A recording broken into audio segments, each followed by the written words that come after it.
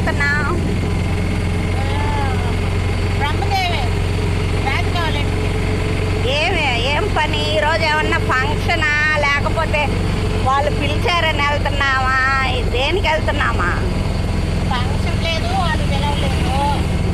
ఒక కారణం కావాలి కాబట్టి రాజకావాలి పాటు ప్రెగ్నెన్సీ కాబట్టి పళ్ళు స్వీట్ తీసుకెళ్తా అమ్మతో పోతున్నాం.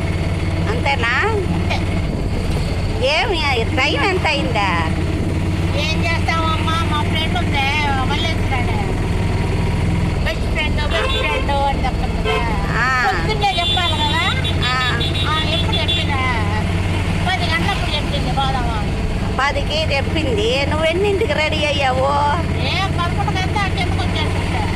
11 కల్లా కిందకు వచ్చేసావా? ఆహా. ఎప్పుడో మన ఇద్దరం తగులు వేసుకోవాలి ఇప్పుడు కదా.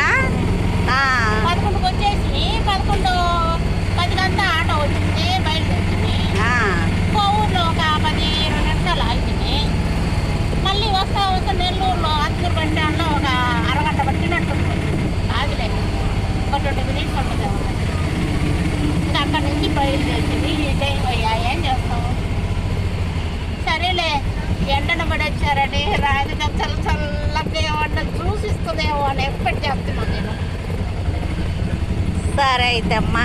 నువ్వేమనుకుంటావు? రాజకీయాలు కానీ వాటర్ ఇస్తుందా, కూల్ డ్రింక్ ఇస్తుందా, జ్యూస్ ఇస్తుందా?